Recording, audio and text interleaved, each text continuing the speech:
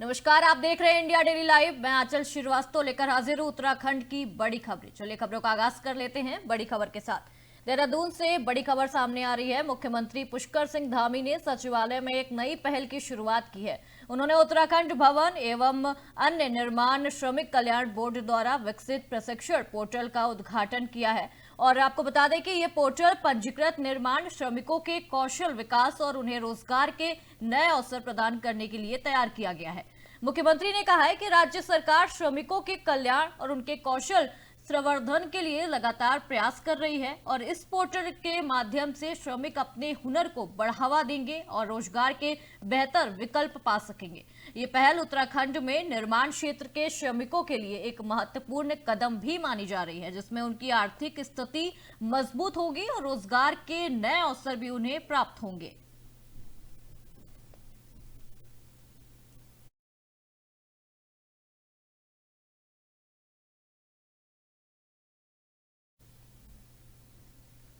दूसरी खबर का रुख कर लेते हैं। देहरादून में मुख्यमंत्री पुष्कर सिंह धामी ने वरिष्ठ पत्रकार श्री अनुपम द्विवेदी के निवास पर जाकर उनकी दिवंगत माताजी जो स्वर्गीय गीता द्विवेदी हैं, उनको श्रद्धांजलि अर्पित की है।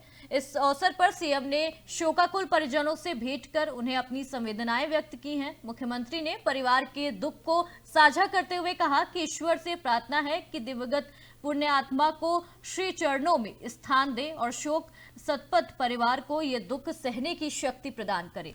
इस दौरान परिवार और मुख्यमंत्री के बीच स्नेहपूर्ण बातचीत भी हुई।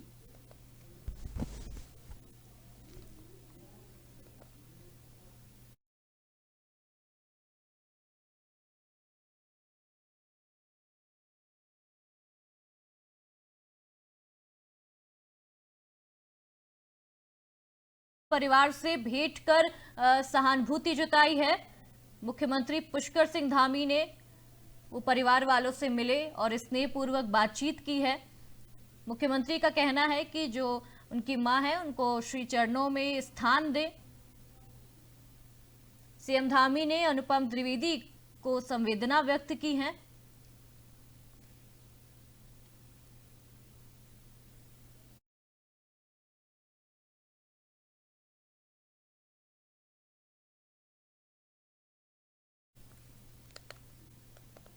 उत्तराखंड की कैबिनेट मंत्री रेखा आर्या ने वीबीजी रामजी योजना को मनरेगा से हर लिहाज से बेहतर बताया है।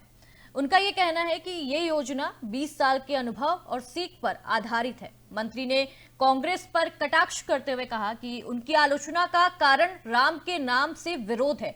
उन्हें राम के नाम से विरोध है। उन्होंने बताया कि योजना में श्रमिकों को 125 दिन रोजगार की गारंटी दी गई है। गारंटी और रोजगार ना मिलने पर भत्ता भी मिलेगा और साप्ताहिक डिजिटल भुगतान की सुविधा भी इसमें उपलब्ध है। मंत्री रेखा आर्या ने कहा कि ये योजना श्रमिकों के जीवन में सकारात्मक बदलाव लाने वाली है और उन्हें आर्थिक रूप से सशक्त बनाने के लिए डिजाइन की गई है। राज्य सरकार श्रमिकों के हित में पूरी तरह से प्रतिबद्ध है और इस योजना के जरिए उन्हें उनके अधिकार दिलाने का प्रयास किया गया है। जी राम जी का जो योजना है, जिस प्रकार से माननीय प्रधानमंत्री जी ने मनरेगा को एक नए स्वरूप में और एक नई व्यवस्था में और एक अर्थव्यवस्था में किस प्रकार से ग्रामीण अर्थव्यवस्था मजबूत हो सके, एक ग्रामीण जो है गरीब ग्रामीण कैसे सशक्त हो सके, उसे किस प्रकार से रोजगार परक गारंटी उसे प्राप्त हो सके, प्लस यदि उसे 125 दिनों का रोजगार जो भारत सरकार दे रही है, यदि उसमें कोई विलंब हो जाए तो उसका बेरोजगारी भत्ता उसे मिले।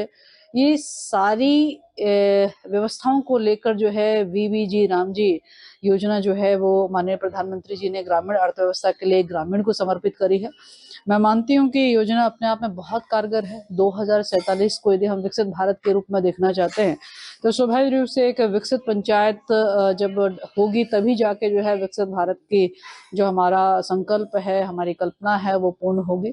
तो उस दिशा में ये बहुत मजबूत कदम है जिसका कि हम सब लोगों ने बहुत स्वागत किया है। लेकिन दुर्भाग्यवश से कांग्रेस कई मायनों में जो है इस योजना की। अगली खबर विकासनगर से आ रही है। विकासनगर के डाकपत्थर में एक व्यक्ति आवारा छोड़ी गई गायों की सेवा कर रहा है। पहले वो सिंचाई विभाग में काम करता था और अब उसे पेंशन मिलती है। पेंशन की रकम का उपयोग वो गायों के पालन पोषण और चारे पर खर्च करता है।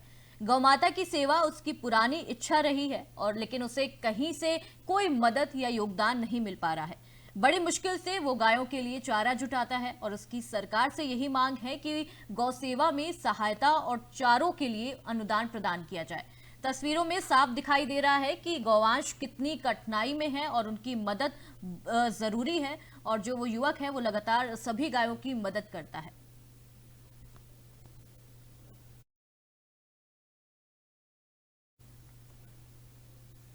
अगली खबर विकासनगर से आ रही है।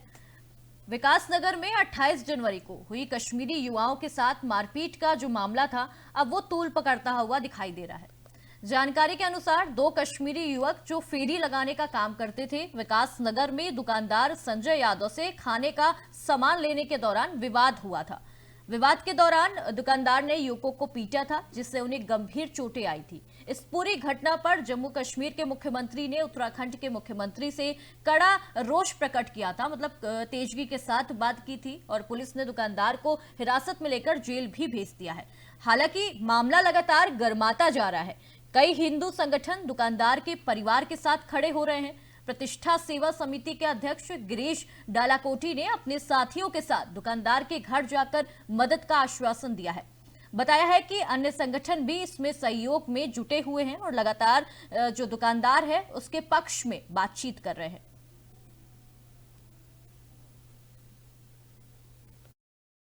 जम्मू एंड कश्मीर के व्यापारियों का दिखाया जा रहा है कि उनको प्रताड़ित किया गया। हमने कल भी वीडियो जारी किया था, हम बड़ा स्पष्ट कह रहे हैं 28 तारीख की घटना थी। हमने कल तक कोई किसी को किसी तरह का कोई वो नहीं किया, लेकिन जिस तरह की जानकारी आ रही है कि उनके द्वारा जब पुलिस ने एक मुकदमा दर्ज कर लिया, पुलिस ने जो पीड़ित के कहने पे मुकदमा दर्ज किया उसे अरेस्ट कर लिया, सारी चीज़ें हो गई। हम आपको दिखाते हैं कि मीडिया जो ये मीडिया ट्रायल चलाया जा रहा है, हम मीडिया को मना नहीं कर रहे मीडिया चलाए, लेकिन पर्सनल चैनलों से जिस तरह के ट्रायल चलाए जा रहे, ये है सैयद फैज़ की आईडी। इस आईडी को अगर आप पढ़ेंगे हम सार्वजनिक कर देंगे। ये बयान दे रहा है, मैं वर्ड आप बीप कर लेना, आप वो मतलब उस महिला के लिए बोल रहा है, यादव साहब की पत्नी के लिए बोल रहा है कि आँख तो छोड़िए, उसे देखकर कुछ भी मारने का दिल नहीं करता, मच्छर भी नहीं मरता। एक महिला के लिए ये टिप्पणी वो करना चाह रहा है। अब हम बताते हैं जिहादी मानसिकता, जो बार बार लोग बोलते हैं ना, हम नैरेटिव सेट नहीं कर रहे। 2 घटनाएं यहाँ हुई हैं। एक हरबटपुर की घटना हुई है, हमने लोगों को पकड़ के थाने दिया, पुलिस ने अगले दिन छोड़ दिया। हमने उसके बावजूद हमें जो मांग करनी थी, हमने सीओ का घेराव किया, वहाँ अपनी मांग रखी। दूसरा पक्ष ये है जिसको जिहादी मानसिकता हम कह रहे हैं, उसकी बड़ी स्पष्ट सी मांग है। अब आप ये देखो, 1.5 साल की बच्ची का बलात्कार हुआ है। रजवान महोदय हैं, ये लिख रहे हैं कि ये हूर थी, इसका किया सबाब का काम है। मतलब 1.5 साल की बच्ची के साथ बलात्कार करना इनके धर्म और इनके मजहब में एक सबाब का काम है। जम्मू एंड कश्मीर के चमोली जिले के विश्वविख्यात पर्यटन स्थल औली में इस समय पर्यटकों का तांता लगा हुआ है। हर दिन बड़ी संख्या में देसी और विदेशी पर्यटक यहां पहुंच रहे हैं और हाल ही में हुई बर्फबारी का जमकर आनंद ले रहे हैं।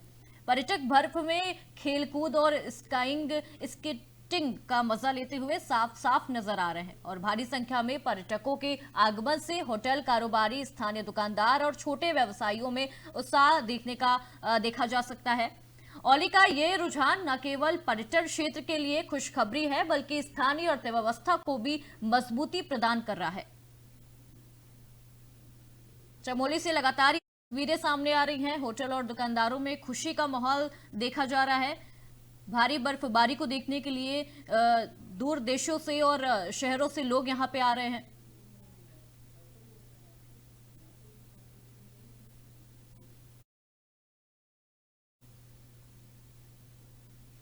अगली जो खबर आ रही है वो देहरादून से आ रही है। देहरादून में जीएसटी दरों में कमी के कारण राज्य परिवहन विभाग को भारी राजस्व का नुकसान झेलना पड़ रहा है। विभाग के अनुसार वाहनों की कीमतों में गिरावट के चलते टैक्स स्लैब बदले गए हैं, जिसमें 2.5 महीने की अवधि में करीब 7 करोड़ रुपए का नुकसान हुआ है, जो विभाग के कुल टैक्स टारगेट का लगभग 2.5% है। संभागीय परिवहन अधिकारी संदीप सैनी ने बताया कि इस नुकसान की भरपाई के लिए बकाया वसूली पर सख्त कार्रवाई की जा रही है और आपको बता दें कि हर महीने औसतन 6.5 करोड़ रुपए की वसूली हो रही है और आरसी और नोटिस भी इसमें जारी किए जा रहे हैं। विभाग का लक्ष्य है कि राजस्व की कमी पूरी करने के लिए नियमित कार्रवाई जारी रहेगी।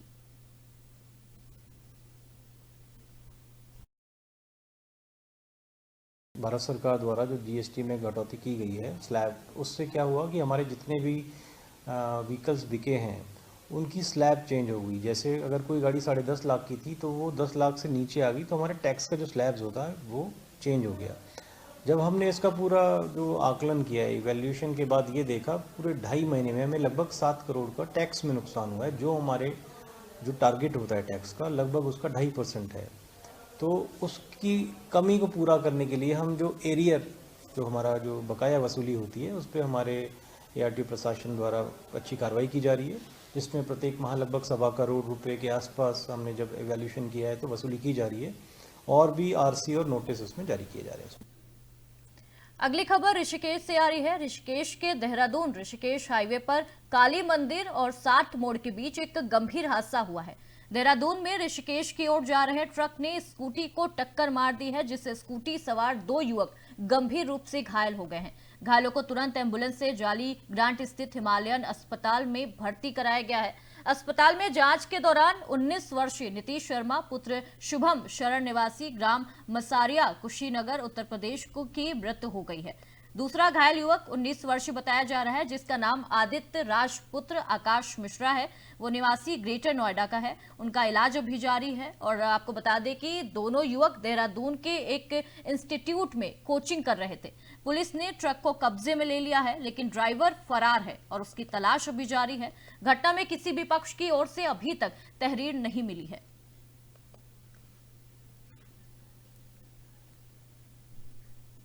अगली खबर ऋषिकेश से आ रही है। ऋषिकेश के शिवाजी नगर में एक दर्दनाक घटना सामने आई है।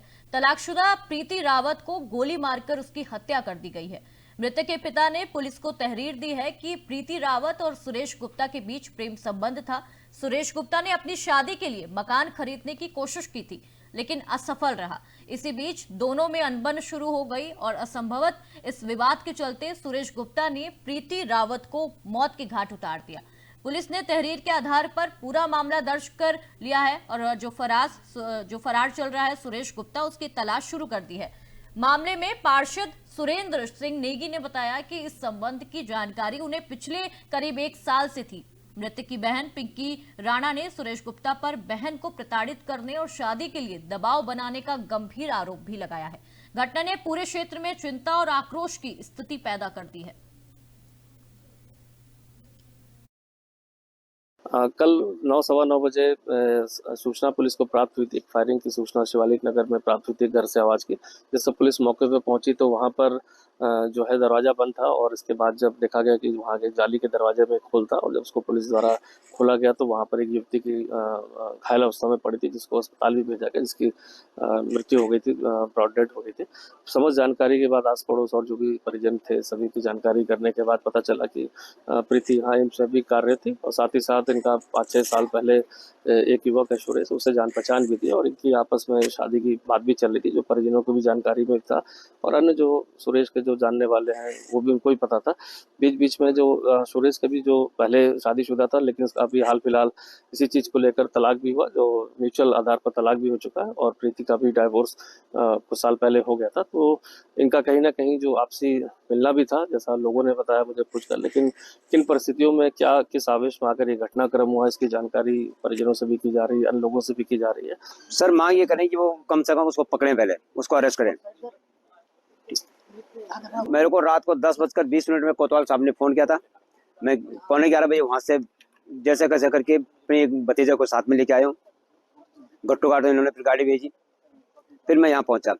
मैंने उनको पूछा सर गाड़ी भेजने का मतलब क्या, बिटिया ठीक है या क्या है? कह रहे नहीं ठीक है कि ठीक है। फिलहाल जो जानकारी आई है सुरेश गुप्ता जी हैं और आवास विकास में रहते थे और उसके अलावा जो है जो लड़की के साथ इनका 4-5 साल से संपर्क है और लड़की भी जो डिवोर्सी है और ये खुद अभी वर्तमान में अपनी पत्नी से डिवोर्स ले चुके हैं। तो इनका शादी का प्रसंग चल रहा था कि शादी करनी है करके, तो इनके माता पिता से भी हमारी बातचीत हुई है 2-3 बार और इनको भी बिठाया। उससे पहले भी हमने प्रयास करा, 1-1.25 साल से ये जानकारी में हमारे। प्रीति मना कर रही थी शादी करने के लिए कि मैं उससे शादी नहीं करूंगी, मुझे डरा रहा है, धमका रहा है, हम दोनों को माँ बेटे को खतरा है उससे। तो मतलब वो पापा को मम्मी को मेरे बुलाने वाली थी, बैठने के बात करते हम लोग चौकी में जाके कि हम मतलब शादी नहीं करेंगे। तो इतने में ही उसको मतलब प्रीति की और सुरेश से बात हुई, सुरेश ने फिर उसको डराया धमकाया, तो यही उसका रात को हुआ। उसने उसको आके ऐसा ऐसा किया, क्योंकि वो सब ऐसी बोली थी कि मैं उससे शादी नहीं करूँगी अब। कल 9 सवा 9 बजे सूचना पुलिस को प्राप्त हुई थी, एक फायरिंग की सूचना शिवालिक नगर में प्राप्त हुई थी घर से आवाज़ की। जिससे पुलिस मौके पे पहुंची तो वहां पर जो है दरवाजा बंद था, और इसके बाद जब देखा गया कि वहां के जाली के दरवाजे में खोल था, और जब उसको पुलिस द्वारा अगली खबर देहरादून से आ रही है। बड़ी खबर है, पलटन बाजार क्षेत्र में एक सनसनीखेज घटना सामने आई है। यहाँ 27 वर्षीय आकाश कुमार गुड़गुड़ा मोहल्ला निवासी ने एक युवती पर धारदार हथियार से हमला कर दिया है। घायल युवती को तत्काल दून चिकित्सालय ले जाया गया है, लेकिन चिकित्सकों ने उसे मृत घोषित कर दिया। पुलिस ने मामले में तुरंत कार्रवाई करते हुए आरोपी युवक आकाश कुमार को गिरफ्तार कर लिया है। प्रारंभिक जांच में यह पता चला है कि हमले के पीछे क्या कारण था। पुलिस पूरे मामले की गहन जांच कर रही है और भविष्य में इस प्रकार की घटनाओं की रोकथाम के लिए सुरक्षा इंतजाम बढ़ाने पर भी विचार किया जा रहा है।